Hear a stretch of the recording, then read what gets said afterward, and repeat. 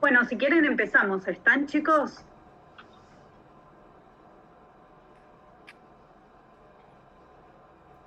Sí. Sí, ¿Estamos todos listos? Sí, estamos, te dicen. Ahí está. Dale, perfecto. Bien. Bueno, nosotros vamos a empezar a hablar sobre las alteraciones, ¿sí? Como dividimos más o menos la clase en las alteraciones que son parietales, o sea, de la pared, luminales, del contenido, de peristaltismo, o sea, de la motilidad intestinal, y de estructuras adyacentes, ¿sí? Como vieron con Gaby, las alteraciones parietales, tanto lo que vamos a evaluar, además de su ubicación, ¿sí? Vamos a evaluar la pared, tanto su grosor como su estratificación. Vamos a determinar si el sitio de la lesión, qué distribución tiene, o sea, si es simétrica, si es asimétrica, si la extensión de la lesión es corta, si es generalizada, ¿sí? Todo eso es lo que vamos a empezar a evaluar. Vamos a evaluar también el contenido gastrointestinal. Ustedes ya evaluaron con Gaby todo el contenido normal. Nosotros vamos a empezar a ver los patológicos y vamos a ver también si está alterado ese peristaltismo que ustedes vieron recién, los valores normales de cada porción de ese tracto digestivo. Y por último, estructuras adyacentes, que es determinar si esas lesiones que nosotros encontramos son solo regionales, o sea, solo involucran lo que es el tracto digestivo, o es una afección más sistémica y vamos a encontrar otros hallazgos.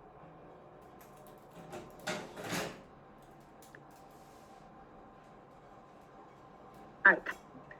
Bueno, hoy mi computadora está media rebelde. Me pasó con los videos, así que ténganme paciencia, vamos a ver que todo salga bien.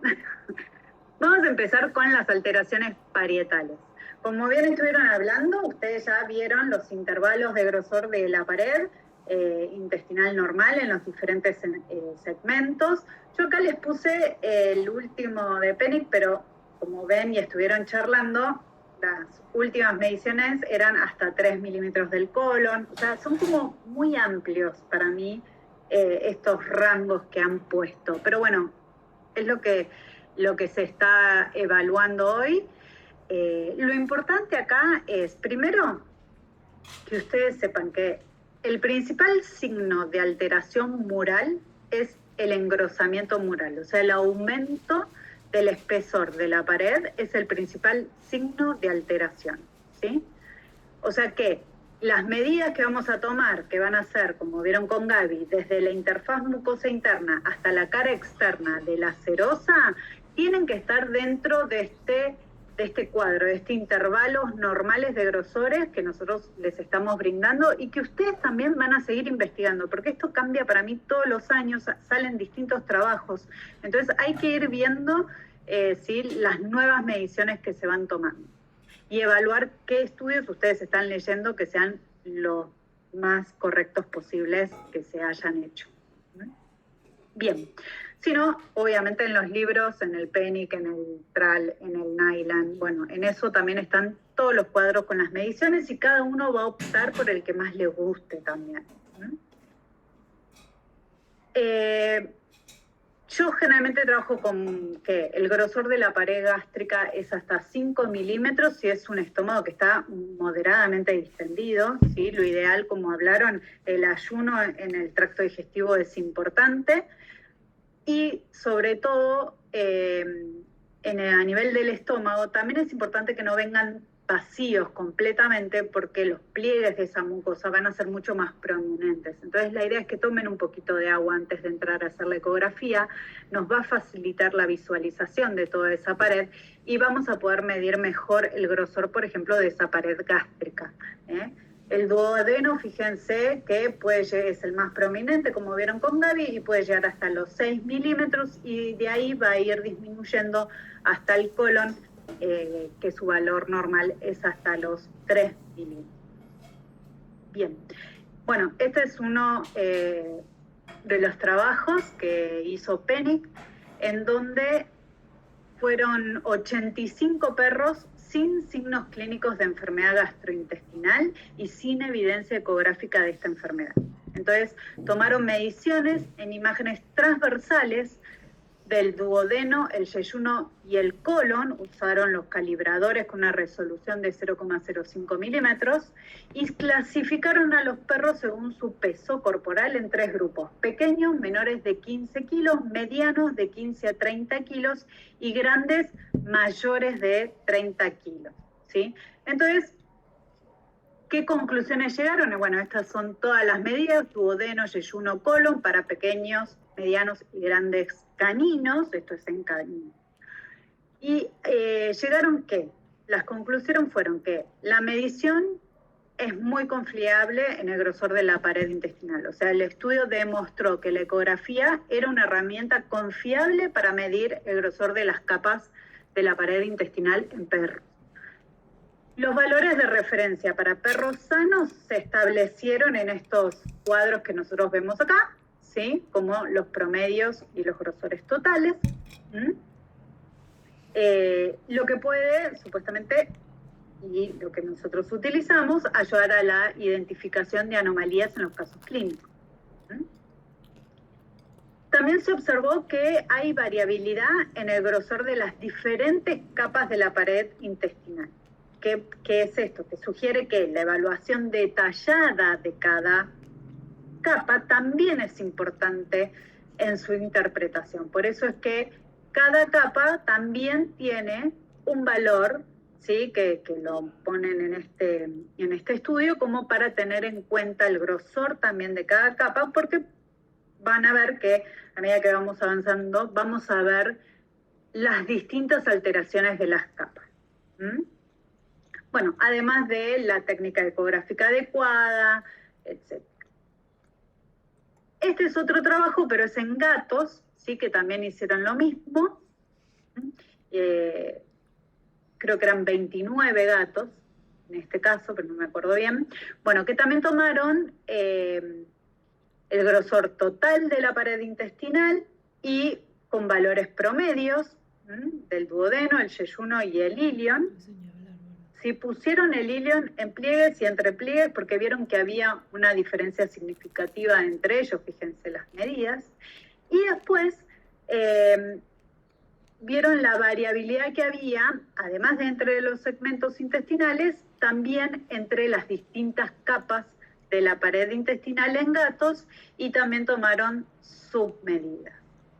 Entonces, estos valores nos va a ser útil para poder evaluar todos los trastornos intestinales, ¿sí? De las distintas capas, como enfermedad inflamatoria intestinal, linfoma de células pequeñas, tumores de células redondas, etc. Entonces esto, como para que lo tengan, lo puedan buscar y lo puedan leer a los trabajos. Yo no voy a detallar en cada punto cuánto mide, pero bueno, es una idea, es para que lo tengan. Bien. Como ustedes vieron con Gaby, eso es lo que vamos a evaluar de pared, porque todo lo que estamos hablando, ustedes ya lo vieron normal, ¿sí? Esto es como un breve repasito para ahora después empezar a ver las patologías. Cuando hay una alteración, ustedes vieron todo lo normal del contenido intestinal, o sea, vieron que el contenido aéreo, mucoso, alimenticio, líquido, ¿sí? Que eso sería todo lo que es normal. Ahora, cuando hay una lesión gastrointestinal, ¿sí? Siempre, o la mayoría de las veces, va a estar asociado a acumulación de líquido, ya sea leve a grave, dentro de esa luz, ¿sí? En parte, toda esa acumulación se va a deber generalmente también porque hay una alteración en la motilidad, en el peristaltismo. Entonces, el primer signo que nosotros vamos a ver es una alteración en el contenido y en la motilidad. ¿Sí? Fíjense, como de un contenido normal, nosotros vamos a empezar a ver dilataciones con acumulación de líquido, peristaltismos aumentados o disminuidos, ¿sí? Eso es lo primero que nos va a llamar la atención. Y de ahí nosotros vamos a empezar a ver cada vez, vamos a tratar de buscar cuál es la causa de esta alteración. Entonces ahí vamos a ir a la pared, al espesor, a la estratificación, etc. Entonces, cuando nosotros vemos que la motilidad del tracto intestinal, que son esas ondas peristálticas que vieron con Gaby, que podían ser de 3 a 5 minutos, ¿sí?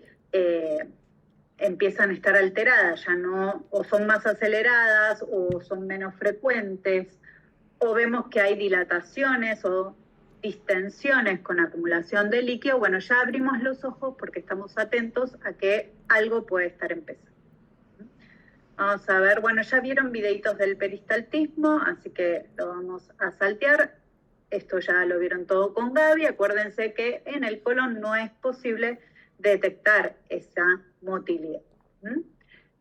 Entonces, vamos a empezar con las alteraciones murales inflamatorias. Y vamos a seguir después del almuerzo con las enfermedades infiltrativas neoplásicas.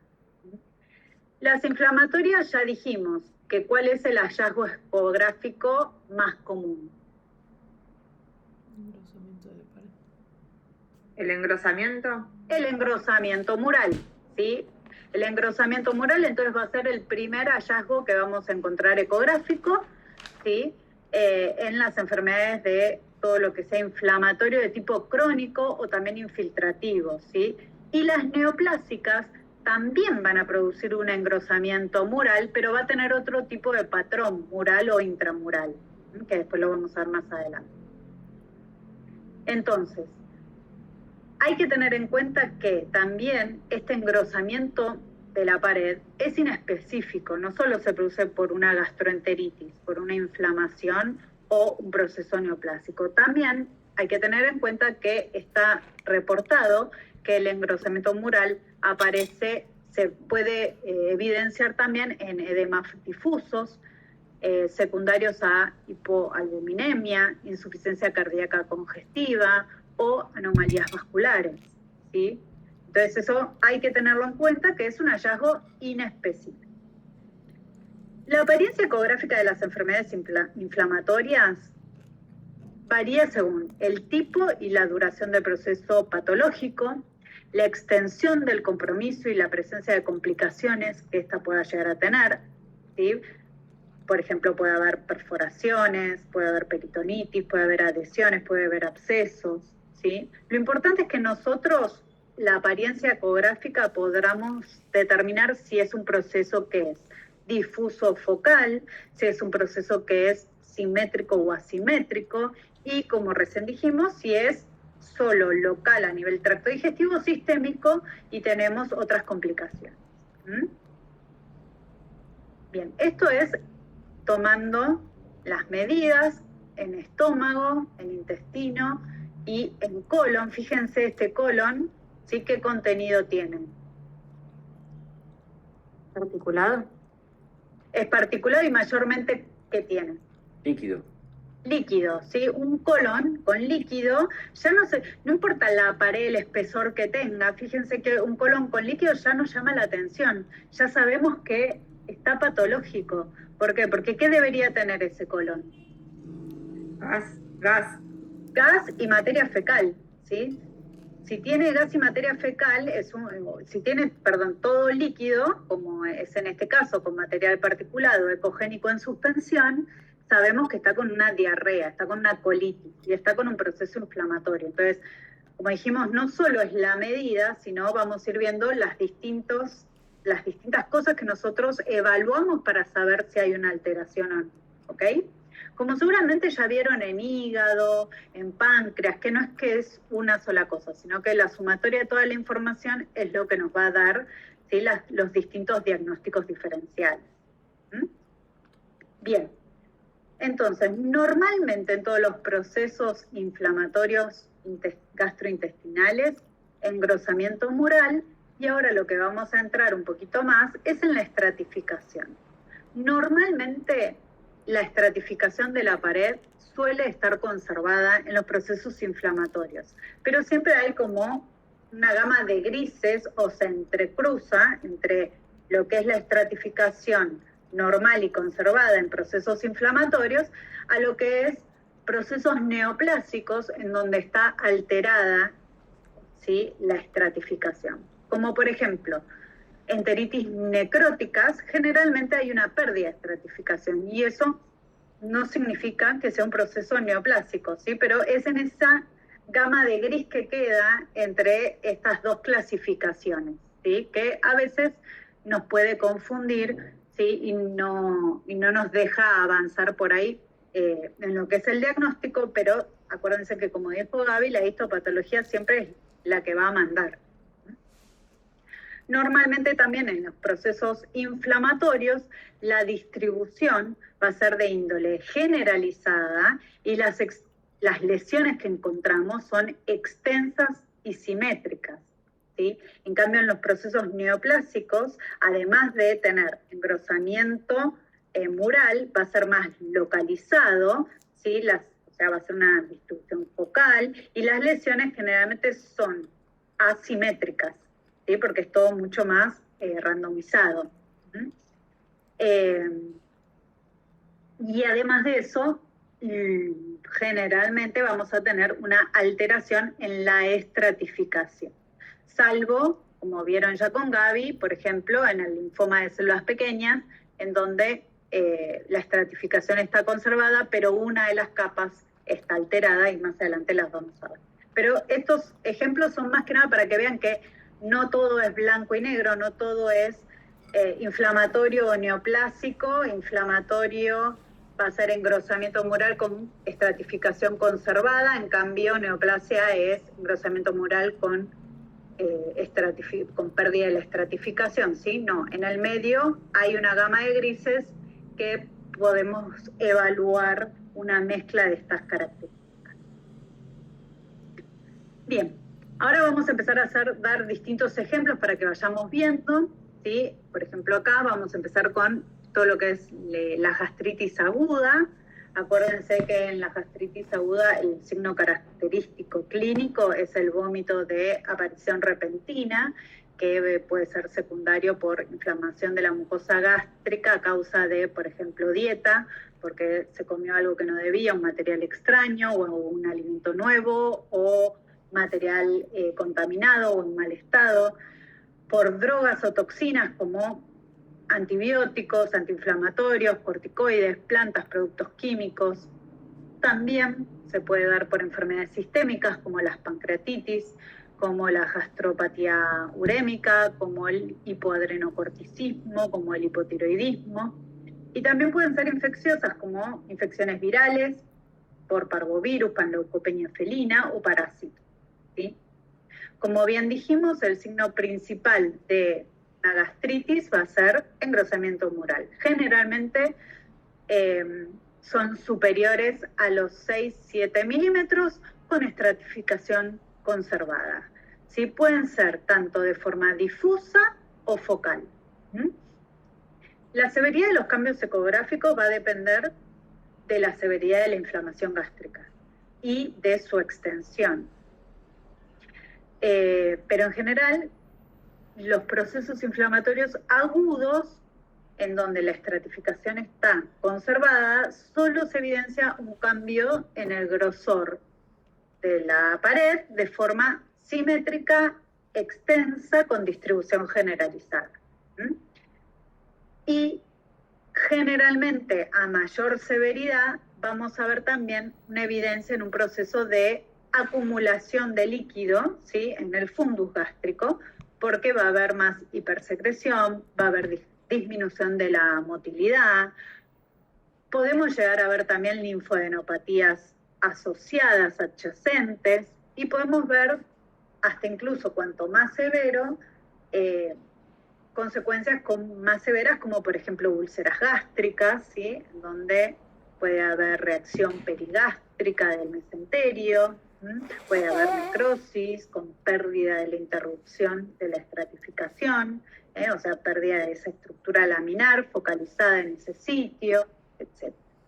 Bueno, acá lo que vemos es, estamos midiendo la pared, ¿sí? de la silueta gástrica, en donde vemos que da 8.4 milímetros, o sea que está bastante aumentada, con una estratificación, una estructura laminar conservada, ¿sí? Fíjense que si esto es el lumen, ¿esta qué capa sería? Mucosa. La mucosa. Mucosa, esta. Mucosa. Muscular y serosa. Bien. Y acá fíjense que estamos en lo mismo, pero fíjense que hay una capa, ¿sí? Que es mucho más hipoecoica y está mucho más engrosada, ¿sí? Es como un halo hipoecoico inflamatorio que está alrededor, ¿sí?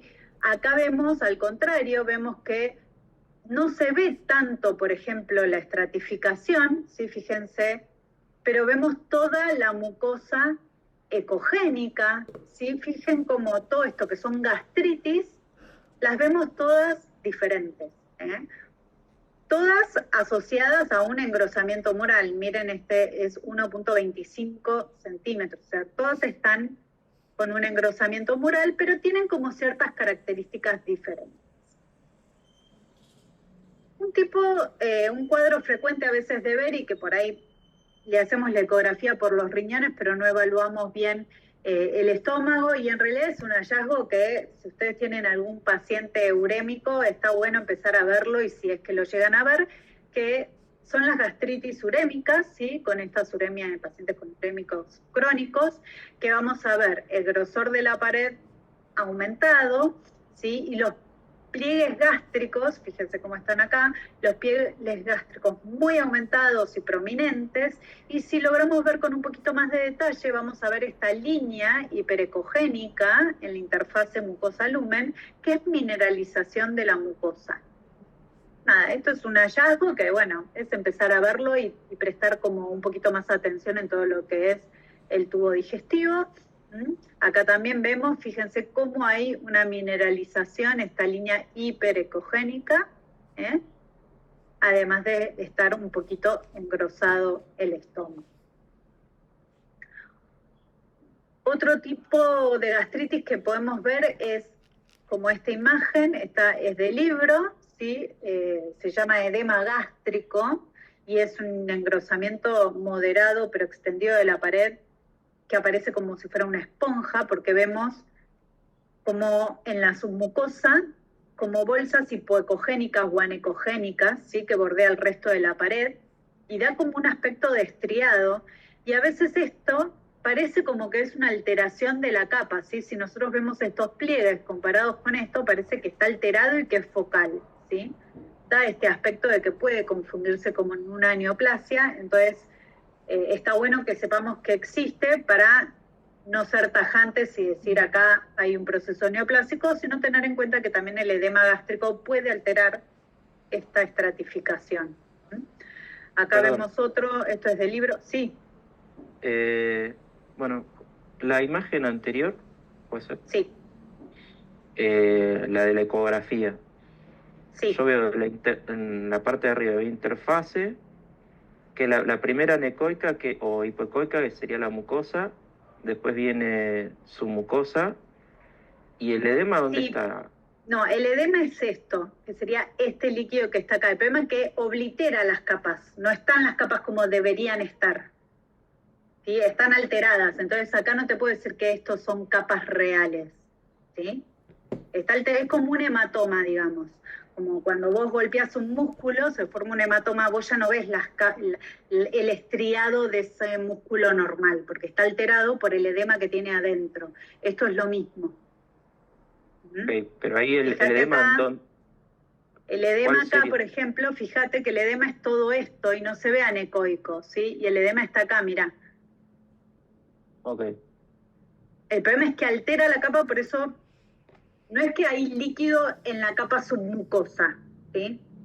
Sino que hay líquido, está entre las capas y te lo altera como una esponja. Vos vas a ver capa, líquido. Entonces parece como si fuera tumoral, porque no puedes distinguir si esto es mucosa, submucosa o qué, porque está como alterada la estratificación. Porque ves, mira, acá hay 1, 2, 3, 4, 5, 6, 7, 8, ¿no? O sea, aparecen miles de capas. ¿Sí? Pero en realidad no es que... Se sabe que está en la submucosa por el histopatológico, ¿sí? Y se sabe que hay un edema en esa capa, pero cuando lo vemos ecográficamente, vemos como estas saculaciones anecogénicas y no podemos determinar en qué capa bien está, porque está alterada las capas. Solo vemos un engrosamiento mural que es más focalizado, que no es generalizado, ¿sí? Y bueno, el que corresponde al edema gástrico. Esta es del libro, por ejemplo, estas dos. Y acá lo que ven es solo la capa submucosa engrosada. La mucosa es esta finita y todo esto que está acá es la submucosa.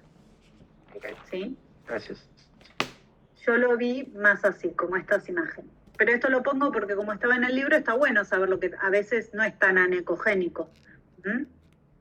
Disculpa. Por ejemplo, el linfoedema gástrico es una de las causas más comunes de este edema submucoso del tracto gastrointestinal. Y está causado por la obstrucción de los vasos linfáticos o aumento de la permeabilidad microvascular y linfática, ¿sí? Y a este tipo de edemas lo postularon como que el aumento de la permeabilidad microvascular y linfática del estómago está asociado al edema pancreático, por ejemplo, que dicen que por la proximidad que tiene los vasos linfáticos extragástricos y pancreáticos hace una extensión directa del proceso inflamatorio que resulta también en un edema submucoso de la pared gástrica. Así que hay que tenerlo en cuenta también en los casos de pancreatitis, en edemas pancreáticos. Este edema gástrico, lo importante también a tener en cuenta es que puede cursar con signos tanto de inflamación peritoneal y puede provocar úlceras. Fíjense las paredes, cómo están alteradas y finitas, que puede ulcerarse y provocar otro tipo de hallazgos, ¿sí?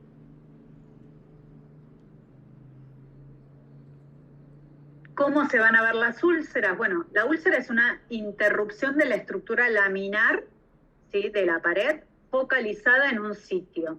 Y en ese sitio, generalmente bien focalizado, vamos a ver el engrosamiento de la pared y un defecto de la mucosa. Pero ¿qué pasa? No es que vas a ver un defecto de llenado, sino que ahí va a haber atrapado microburbujas de aire, mucus, sangre, coágulos. Entonces, en ese lugar, en ese defecto de la mucosa, lo que vamos a ver va a ser una imagen hiperecogénica, ¿sí?, que es esta que está acá, que depende de lo que tenga, depende de qué artefacto vamos a ver, ¿sí? Generalmente se ve con artefacto mixto de reverberancia y tenue sombra acústica posterior. A veces solo se ve reverberancia, depende qué tenga, depende qué es lo que vamos a ver. También acá, aparte del engrosamiento focalizado, va a haber una pérdida de motilidad focal. A veces es muy difícil de evaluarlo porque son pequeñas y esa motilidad focal no la vemos porque el resto tiene motilidad. Y lo importante es que evaluar si tiene cambios en el peritoneo para evaluar si esa úlcera es perforante o no. Acá es un videíto, es un caso de una gastritis con ulceración en un perro que tenía engrosamiento de la pared de forma difusa, no sé si lo lograron ver, es el defecto en la mucosa, hiperecogénico, con sombras, ¿sí? ¿Lo ven ahí? ¿Lo ven o no? Está bien agrandada la pared porque era chiquito, ¿sí? No. Entonces, esta es la luz, esta es la mucosa, y fíjense cómo aparece en ella. No vean las capas, porque en realidad era una gastritis neoplásica, ¿eh? Pero bueno, lo que a mí me interesa es que vean es la úlcera cómo se manifiesta. A veces esa úlcera, al ser perforante, hay que tener cuidado porque puede producir un efecto de masa por la reacción que produce en el mesenterio subyacente, y esto puede imitar a lo que sea una neoplasia gástrica. Entonces nosotros podemos decir que tiene una masa diferente de neoplasia y en realidad es un efecto masa por una úlcera. Entonces, bueno, siempre evaluar las complicaciones de la úlcera, que son la perforación, las hemorragias, pérdida de motilidad. Bien. Entonces, si nosotros encontramos un estómago en donde está muy engrosado, que se le ve en los pliegues, se le ve la estratificación, pero tiene, por ejemplo, acá la mucosa más ecogénica, tiene un halo hipocoico periférico inflamatorio, no solo nos quedemos con esto, sino miren cómo hay una reacción a nivel de peritoneo, tiene líquido libre. Entonces ahí tenemos que empezar a buscar más el por qué está esto, ¿sí? ¿Qué es lo que está pasando? Bueno, busquemos la zona donde se ve, fíjense que todo esto es una úlcera, pero solo acá se ve que hay alguna burbuja de aire que nos da el artefacto de reverberancia, ¿sí? Busquemos más allá de lo que podemos encontrar, porque a veces son cambios que son pequeños. Entonces, las características ecográficas de perforación gastrointestinal van a ser grasa mesentérica hiperecogénica, efusión peritoneal, evaluamos a nivel gástrico la pared engrosada, puede haber o no pérdida de diferenciación de la estratificación, puede haber o no disminución del peristaltismo. Lo que sí vamos a ver es ese hilio funcional, esa acumulación de líquido, ¿sí? En el estómago, puede haber linfadenopatías regionales, puede haber cambios pancreáticos, puede haber presencia de una masa, puede estar alterado también el páncreas por estar bien adyacentes. Bueno, todas estas características son las que tenemos que tener en cuenta cuando empezamos a evaluar procesos inflamatorios del tubo digestivo. O sea, que no es solo evaluar capa y espesor, ¿sí? Fíjense, todo, hasta el páncreas le nombré, o sea, todo lo que tenemos que evaluar. Bien. Sigo retomando para que les quede bien en claro que la acumulación de líquido nos tiene que abrir los ojos de que algo está pasando. Entonces nosotros tenemos un paciente con este típico imagen de estómago distendido, con contenido líquido, con acumulaciones de sedimento de partículas en suspensión. Bueno, tenemos que abrir los ojos en decir, bueno, acá hay algo está pasando. Preguntamos si obviamente ese perro va a estar con vómitos, ¿sí? O sea que hay un trastorno gastrointestinal. Tomamos la medición de esa pared y normalmente todo lo que es las gastritis crónicas van a adoptar la forma de gastropatía crónica hipertrófica o también podemos llegar a ver pólipos, ¿sí? ¿Cuándo va a ser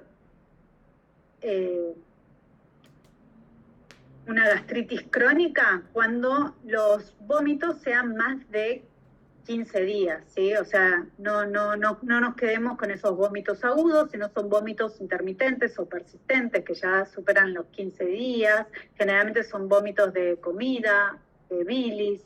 Entonces ahí ya tenemos que empezar a pensar en ciertas patologías que están obstruyendo el vaciado gástrico, ¿sí? Que hay algo que está a nivel gástrico en el cual no permite el pasaje normal del contenido. Entonces, una de las formas que podemos adoptar es la gastropatía crónica hipertrófica, ¿sí? Pilórica. Otra es la estenosis pilórica hipertrófica congénita, pero también no dejemos de lado que podemos encontrar tanto cuerpos extraños como masas o neoplasias que también provocan obstrucción al vaciado gástrico, ¿sí? Ahora vamos a hablar de estas dos. Más adelante vamos a hablar de neoplasias y de cuerpos extraños a la tarde. Pero tengan en cuenta que no nos olvidemos de estas dos cosas.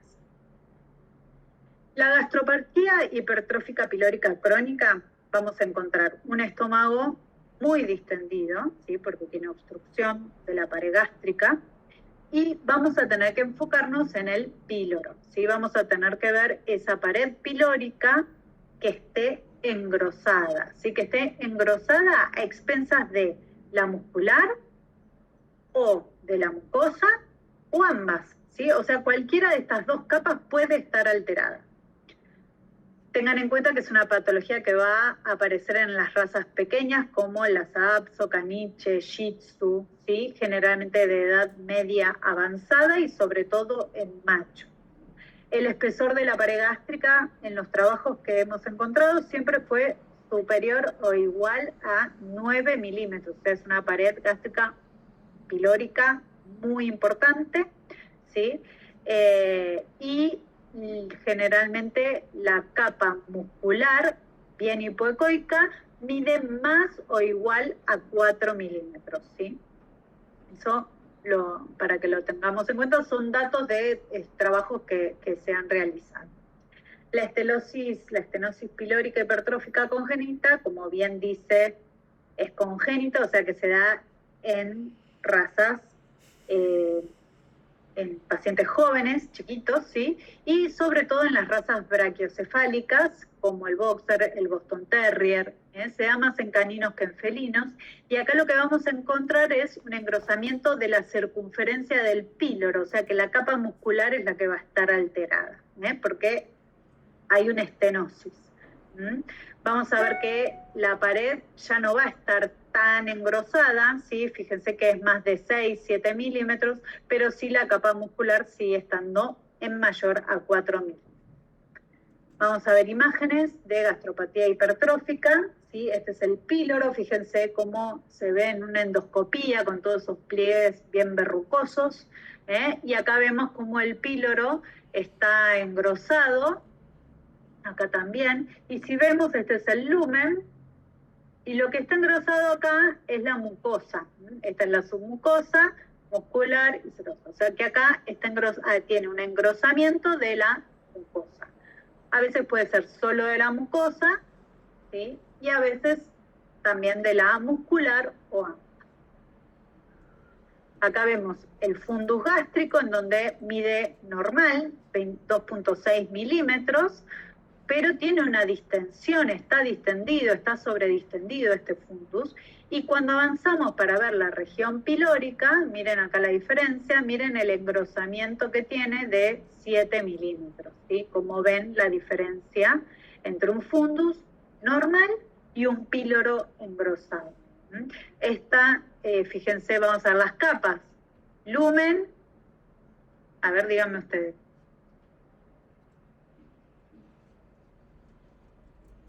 La interfase.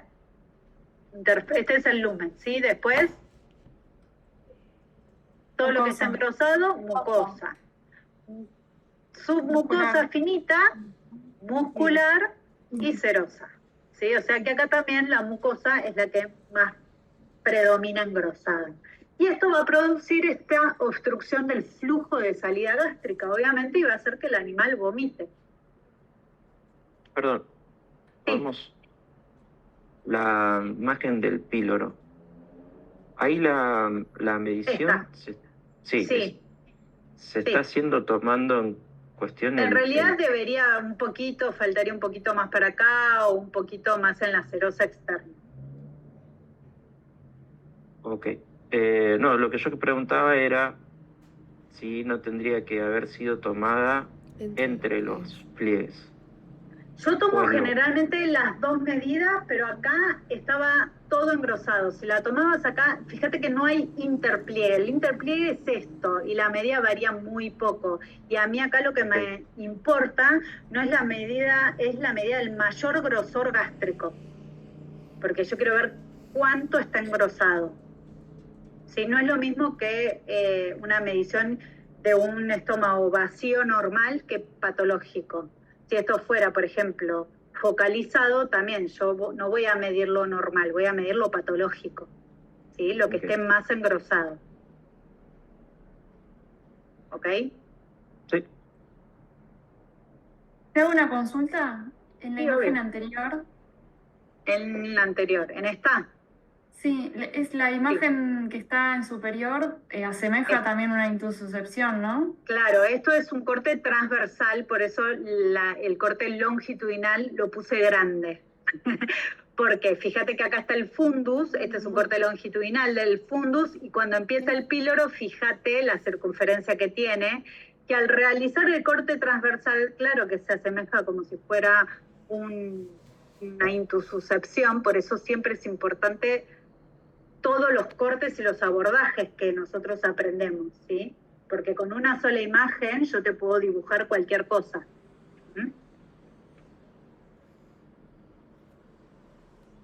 Pero sí, podría haber pasado si te dejaba solo esta imagen. Pero fíjate que la realidad también es así toda verrucosa. Sí, gracias. Bien. Siempre hablamos de engrosamiento mural, ¿sí?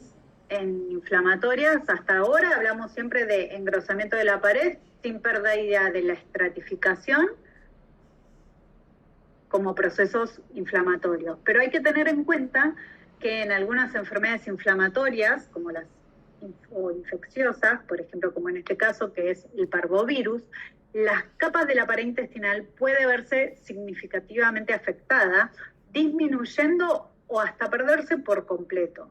Hay un trabajo que se realizó en 40 cachorros, ¿sí?, con enteritis por parvovirus, en donde los hallazgos fueron, primero y principal, asas intestinales, tanto delgado como grueso, con hilio funcional, o sea, acumulación de líquido libre, acumulación de líquido intraluminal, ¿sí? Y pérdida de la estratificación de la mucosa, especialmente del duodeno y del yeyuno, en donde podría o no verse las capas diferenciadas. Era como medio irregular la superficie, ¿sí? Podía tener mucosas, la mucosa podía obtener imágenes hiperecogénicas, había corrugación del intestino, bueno, todos datos que nos dan indicios de inflamación. Pero lo importante es que vean, que tengan en cuenta que, como bien dijimos, las mediciones no siempre es engrosamiento, sino también a veces puede estar o normal o disminuido el grosor, ténganlo en cuenta. Lo importante es la suma de datos. ¿Qué vamos a ver? Vamos a ver hilio funcional, o sea, vamos a ver distensión con acumulación de líquido, vamos a ver pérdida de la motilidad intestinal, ¿sí? Vamos a ver que la apariencia de las capas están como alteradas, pero no con una pérdida total, sino como que hay una mala diferenciación de las capas. Podemos ver que la superficie luminal mucosa también es irregular, podemos ver alteraciones en la mucosa, ¿sí? Podemos ver corrugación intestinal. Bueno, todo eso es lo que son los datos que tomamos y no solamente el grosor. Esto es para que vayan acostumbrándose a ver un poquito todo. Una patología que se ha reportado es la gastritis atrófica también, en donde hay una disminución del espesor mural. Se da generalmente en razas que yo mucho no he visto, que son la Basenji y esta, que no sé ni cómo se llaman, que es un proceso autoinmune o una gastropatía inflamatoria crónica eosinofílica, linfocítica, plasmocítica, granulomatosa, ¿sí? O sea, puede ser cualquiera, generalmente está asociada al Helicobacter y desarrollan carcinoma gástrico. Eso es lo que dice el trabajo. Son destrucciones de células parietales de la mucosa y se empiezan a reemplazar por fibrosis. O sea que es un estómago que tiene un índice de actividad secretora alterada y produce gastritis. Pero bueno, es como para que tengan en cuenta que no todo es engrosamiento, que también hay disminución en otras patologías. ¿Qué pasa? Vimos todo estómago, ahora vamos a ver lo mismo, pero en intestinos, ¿sí? Tanto delgados como en intestino grueso, y van a ver que siempre todos los signos son muy parecidos, ¿sí? En las enteritis agudas, en los procesos inflamatorios agudos a nivel intestinal, son asas intestinales distendidas, ¿sí? Con acumulación de líquido, porque tienen hilio, ¿sí? Funcional, o sea, tienen contenido anecogénico, las paredes pueden estar normal, aumentadas o disminuidas, puede haber ecos endoluminales que son desprendimientos de las mucosas. Si todas estas enteropatías agudas, como bien dijimos en estómago, pueden ser de naturaleza infecciosa, como bacterias, virus, parásitos. Son signos inespecíficos. También podemos encontrar también linfonodos mesentéricos. ¿Sí? Acá vemos el parvovirus que vimos en el estómago, lo vemos en el intestino. Fíjense cómo está distendidos con contenidos endoluminales, la pared está engrosada en este caso. Hay un hilio generalizado.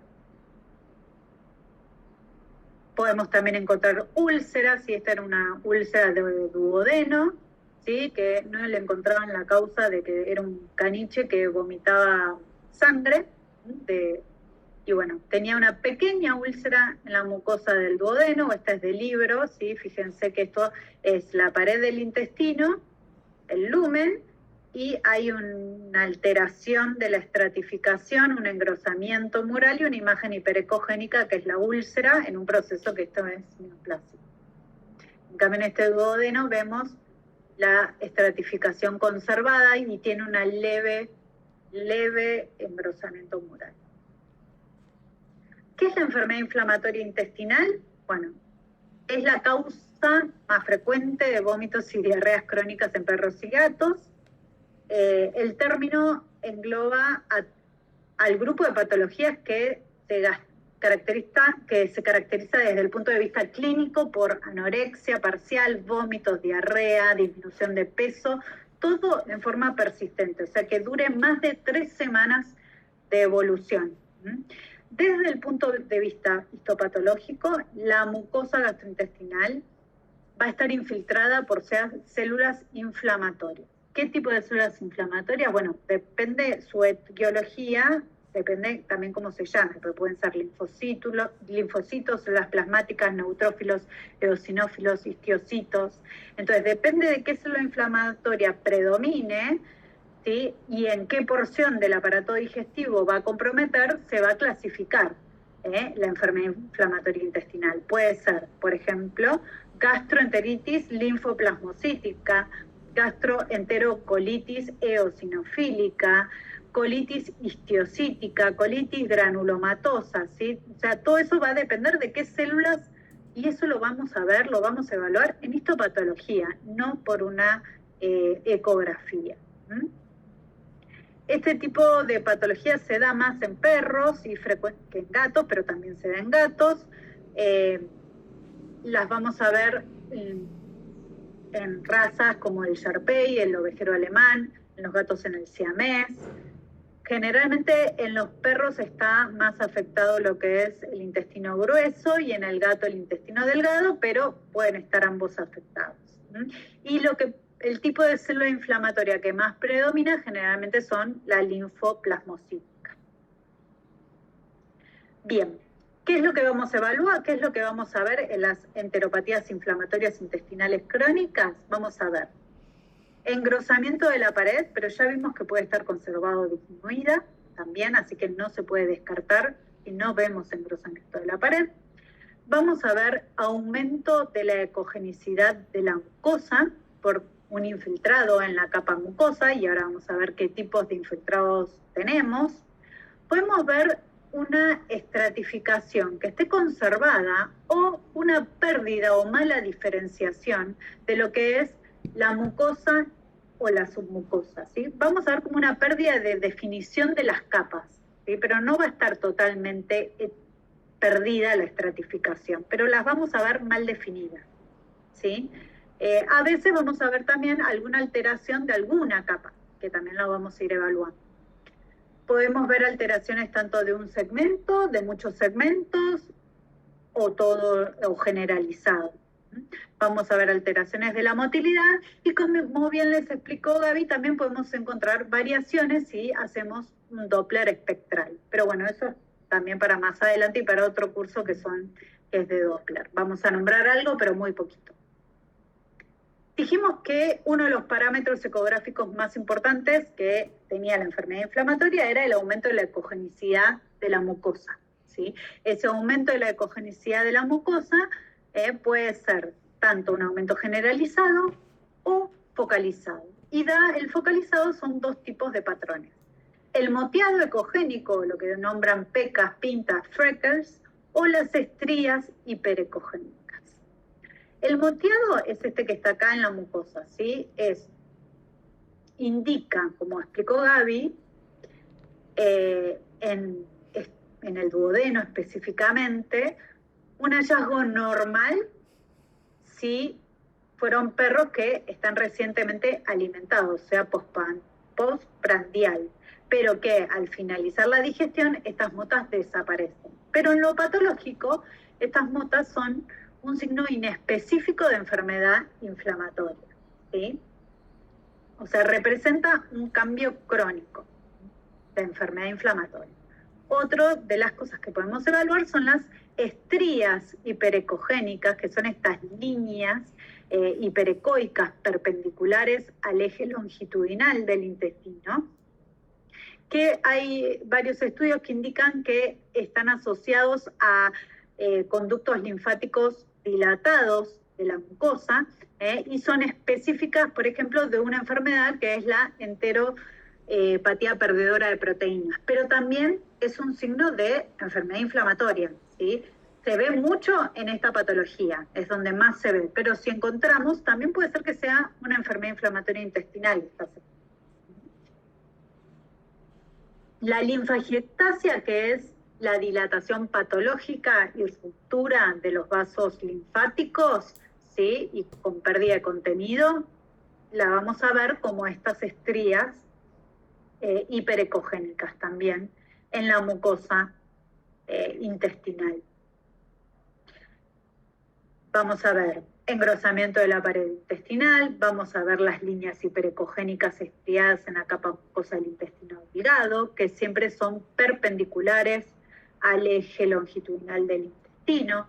Podemos ver ondulación, corrugamiento de la pared del intestino, podemos saber una pérdida, una mala diferenciación también de la estratificación, y podemos ver tanto disminución como hipermotilidad del intestino delgado. A veces puede estar asociada, si está asociada a enteropatía perdedora de proteínas, vamos a ver también otros signos. Entre ellos, ¿cuáles van a ser? Además de la estría hiperecogénica, líquido libre, adenopatías mesentéricas, vesícula biliar con paredes engrosadas y edema pancreático. Entonces, la enteropatía perdedora de proteínas se desarrolla como consecuencia de una serie de trastornos gastrointestinales que van a conducir a una pérdida no selectiva de proteínas, ¿sí? La linfangiectasia es una de las causas primarias de enteropatía perdedora de proteínas, pero muchos trastornos parietales del tubo digestivo también pueden manifestarse con disminución de niveles de proteínas plasmáticas y producir también estos signos. Así que eso también hay que tener en cuenta. La enteropatía perdedora de proteínas es poco frecuente en gatos, pero aparecen como consecuencia de enfermedad inflamatoria intestinal o de alguna neoplasia. Entonces, un gato que tenga signos de enfermedad inflamatoria intestinal y empieza con hipoproteinemia, ¿sí? Siempre va a empeorar el pronóstico de la enfermedad subyacente. Así que también a tenerlo en cuenta. Bueno, y como dijimos, los signos vamos a ver linfangiectasias, vamos a ver efusión líquido libre abdominal, vamos a ver vesícula biliar con pared engrosada y vamos a ver edema pancreático en lo que es esta enfermedad de enteropatía perdedora de proteínas. Es bastante florida. Otro hallazgo frecuente de enfermedades inflamatorias crónicas es el corrugado intestinal. Como ya lo vieron con Gaby, lo vemos en la submucosa, ¿sí? Que respeta la serosa. La corrugación del intestino delgado es en estas formas de onda regulares del segmento, ¿sí? En presencia de una serosa que es recta, ¿sí? Pero este hallazgo indica enfermedad inflamatoria crónica inespecífica, no podemos saber por qué, ¿sí? Solo puede ser tanto trastornos intestinales, pero también abdominales, ¿sí? O sea, puede estar asociado a una enteritis, ya sea por parvo o por una enteritis linfoplasmocítica o una duodenitis, pero también puede ser porque lo vemos, que ya lo vieron, en pancreatitis, en peritonitis, en isquemia de la pared intestinal, ¿sí? Entonces acuérdense que no solo se ven en trastornos intestinales, sino también en abdominales como pancreatitis, peritonitis e isquemia de la pared intestinal. Esto es sacado de medicina humana, pero la realidad es que también lo vemos, que es otra de las cosas que vemos en la enfermedad inflamatoria, que es el engrosamiento de la capa submucosa hiperecogénica, ¿sí? Que indica generalmente enfermedad inflamatoria por edema submucoso o hemorragia. Y hay trabajos que también se hicieron en donde se reportaron que se veían en varias enfermedades infecciosas, como por ejemplo, hay esquistosomiasis, no sé, hay generalmente siempre asociadas a edema o inflamación granulomatosa, y estos trabajos también incluyen un poquito de Doppler para ver una herramienta de diferenciación de patologías, pero bueno, es como para tenerlo en cuenta y también no dejar a la submucosa aparte, sino ver si también está alterada, está engrosada esta capa submucosa, como para ver si hay un proceso inflamatorio, si no descartada. ¿Qué pasa en la enfermedad? Sí. Con respecto al intestino corrugado, ¿cómo Sí. lo diferenciamos de un cuerpo lineal? ¿Solamente por las capas? Fíjate fíjate que no tenés que confundirlo con complicatura intestinal de cuerpo extraño lineal, ¿sí? Porque el corrugado, se dice corrugado por esto, por el corrugado. Fíjate que la serosa siempre es recta. Ah, ok.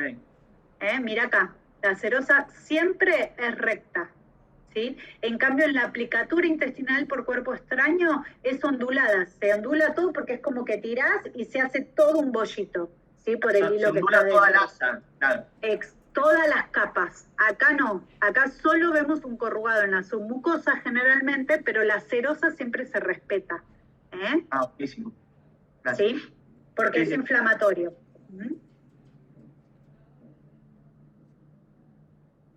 Bien. En el gato, la enfermedad inflamatoria intestinal más común es la enteritis linfoplasmocítica o la eosinofílica.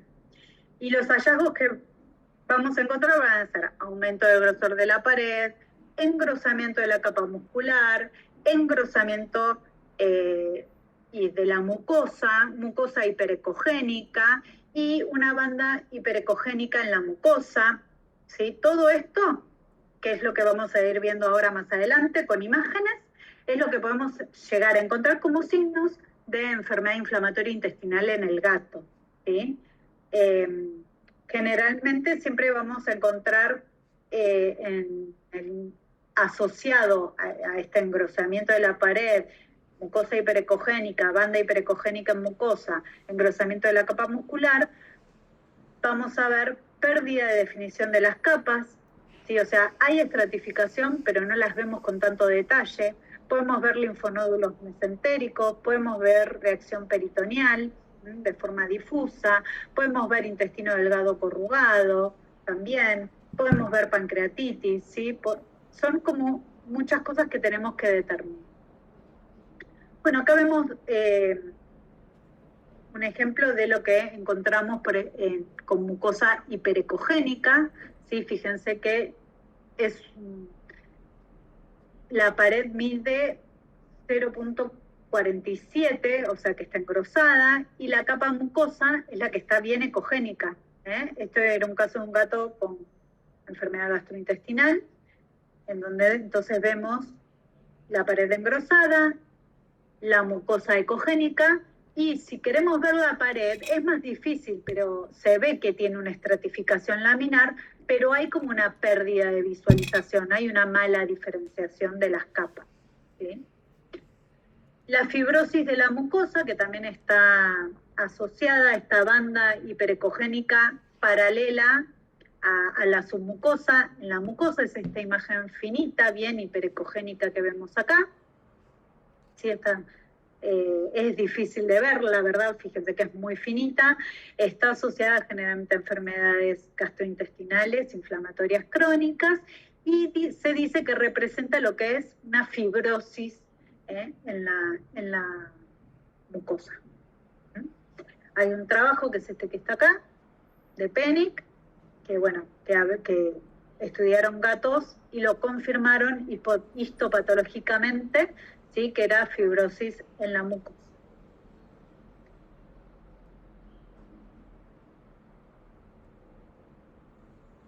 Perdón.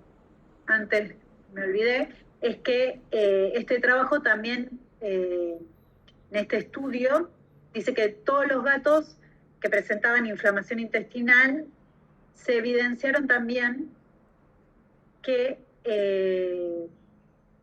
vieron que esta banda, esta fibrosis de la mucosa se daba mucho también en lo que es la peritonitis infecciosa felina, ¿sí? No sé. La verdad que yo lo que vi es esta imagen, que son como enteritis granulomatosas, piogranulomatosas, que fíjense que es como un efecto de engrosamiento mural severo, con pérdida de la estratificación. ¿Sí? Tranquilamente yo pensé que era una neoplasia y el histopatológico dio enteritis piogranulomatosa grave con vasculitis compatible con peritonitis infecciosa felina. Bueno, es como para que también lo tengan en cuenta. Esto, el PIF está dentro de esta gama de grises entre las dos patologías, ¿sí?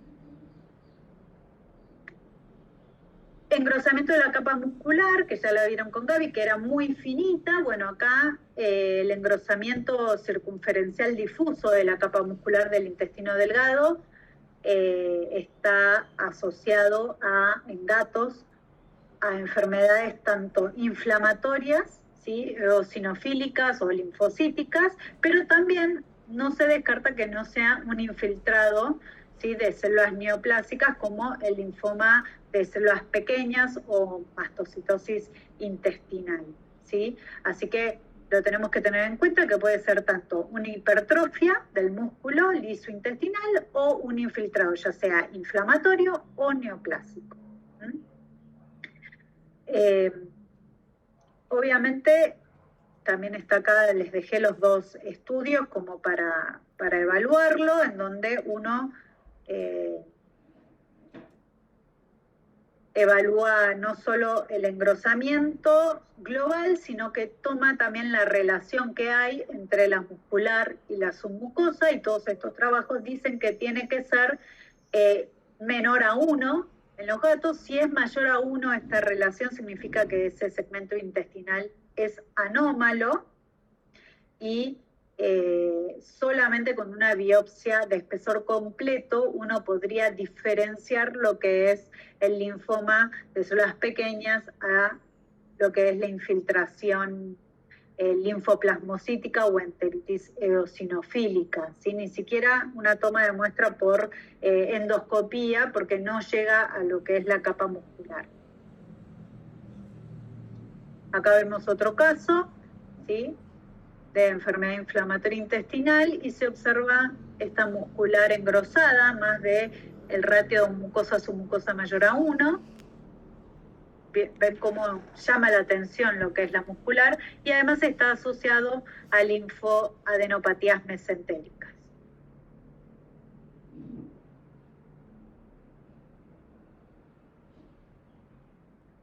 ¿Sí? Bien. De la evaluación Doppler, bueno, esto Gaby ya les habló de este estudio en donde se mide la arteria celíaca y la arteria mesentérica craneal en ayunos y postprandial a los 20, a los 40 y a los 90 minutos. Se evalúan los índices de resistencia y los índices de pulsatividad, que se sabe que post-ingesta, ¿sí? Estos valores disminuyen porque obviamente permiten la irrigación sanguínea, que entre mejor en el tubo digestivo, y ahora se está estudiando que también hay sospecha clínica ecográfica que estos valores también pueden ayudarnos a diferenciar las enteropatías crónicas, modificando su valor. Hay un trabajo, que es este que está acá, en donde se ve, este estudio evaluó los patrones de flujo de estas arterias en perros normales y en perros que tenían enteropatía crónica, o sea, enfermedad inflamatoria intestinal, enteropatía perdedora de proteínas y neoplasias. Y utilizó el Doppler espectral antes y después de la ingestión de alimentos.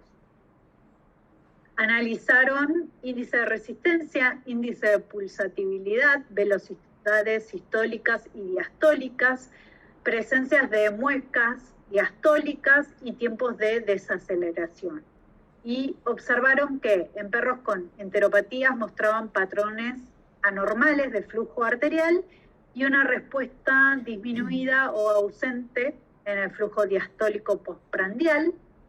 Y bueno, y trataban de hacer una correlación con las lesiones histológicas y la alteración del flujo sanguíneo.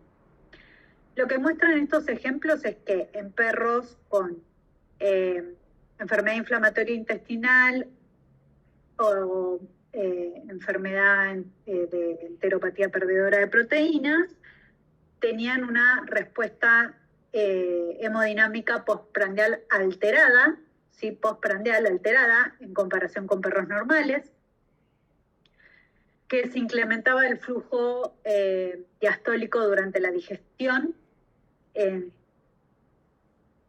fue menor en los perros con enfermedad inflamatoria intestinal y estuvo ausente en perros con enteropatía perdedora de proteínas, que la muesca diastólica se evaluaba, eran parámetros muy valiosos en enfermedades intestinales. ¿Y qué más? Bueno, y mostraron que en las neoplasias sí había un incremento exagerado del flujo sanguíneo relacionado a neovascularización o cortocircuitos arteriovenosos.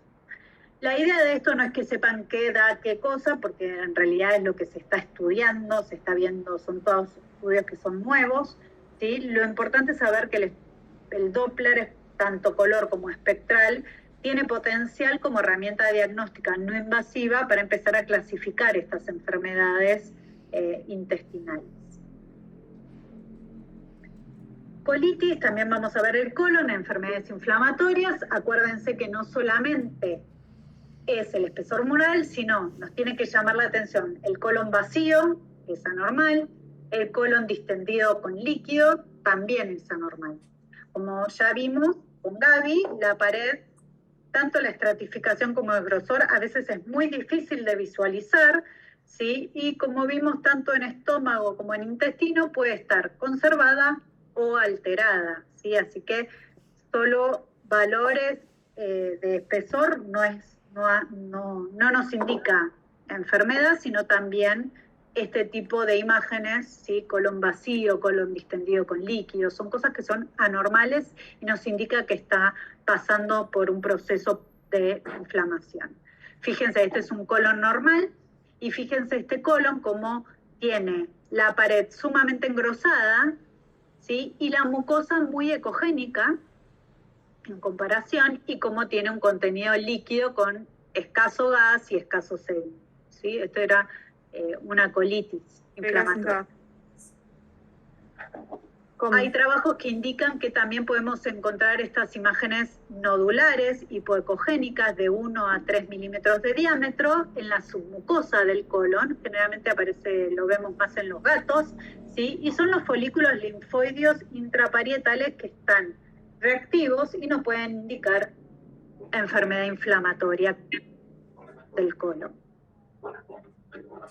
Esto es la colitis linfoplasmocítica. Esto es de un trabajo que encontré en internet, ¿sí? En donde vemos un engrosamiento del colon con pérdida de la estratificación, ¿sí? Colónica, y era una colitis linfoplasmocítica, pero se los pongo porque tranquilamente podríamos poner que es un proceso neoplásico, ¿sí? Entonces, acuérdense del gris, porque las capas no se ven.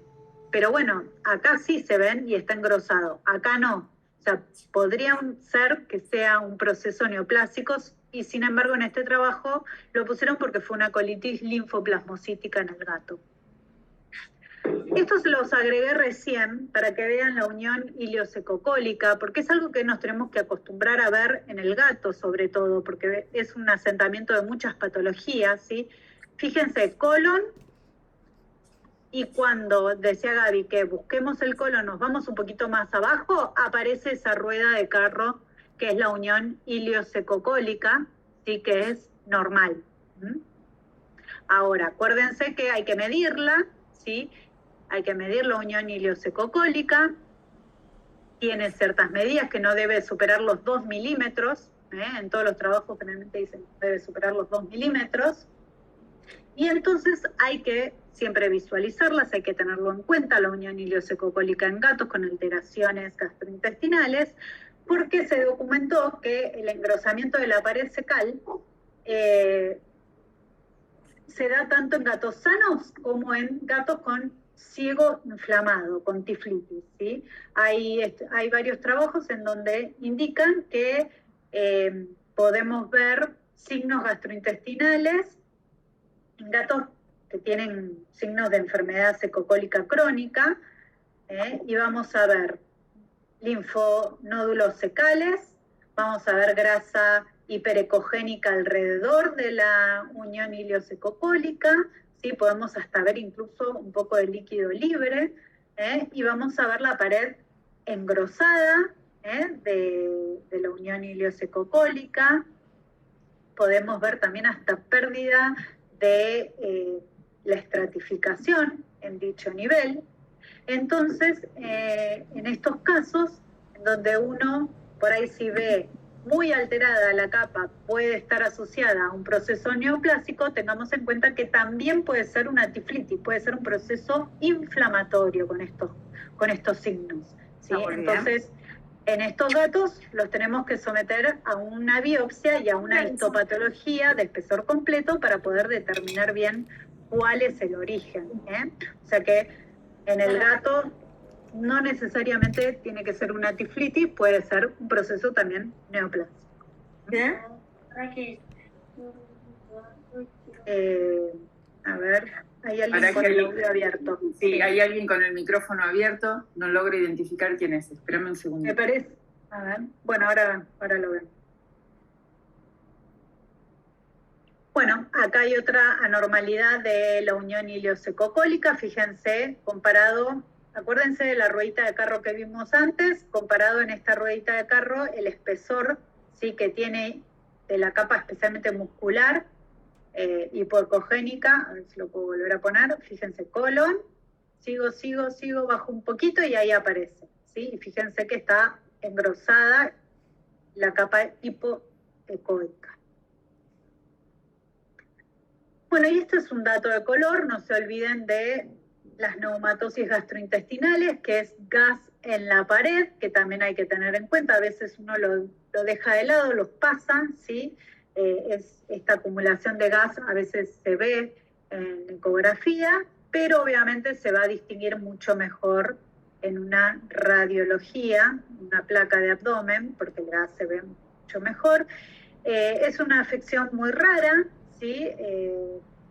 La neumatosis gástrica o de la pared intestinal, generalmente son estas fuertes, se ven como estas fuertes interfaces hiperecogénicas con reverberancia y se dan muchas veces por necrotización, ¿sí? En la pared, por necrosis, por enteritis o enterotiflocolitis en gatos hemorrágicas, a veces secundarias a Clostridium, ¿sí? A veces por simple necrosis y ulceración de la pared, por bacterias productoras de gas.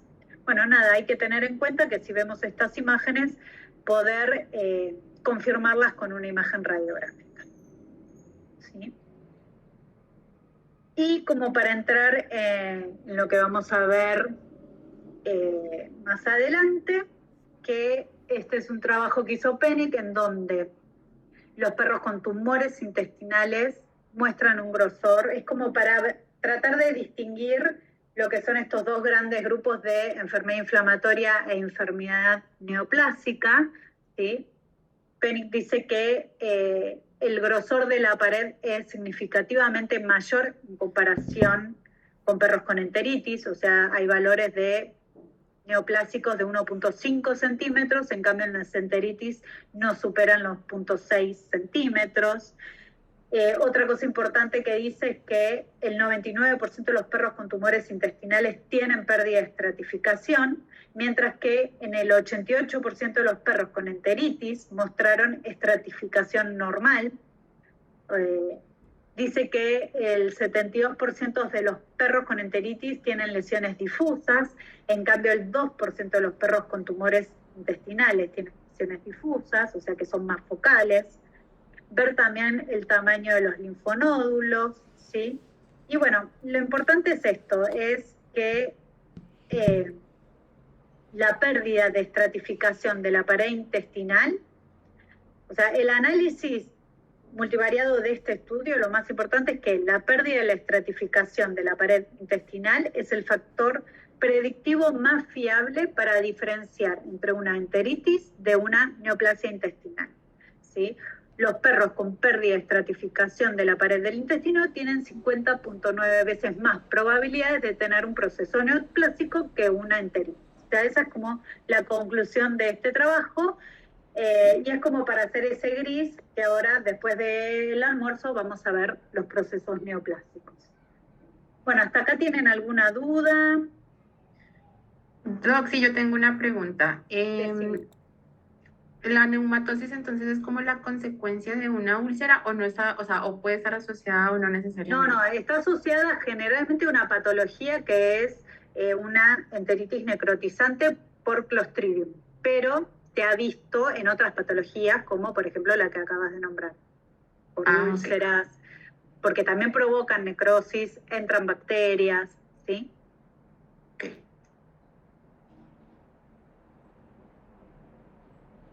¿Alguna otra duda?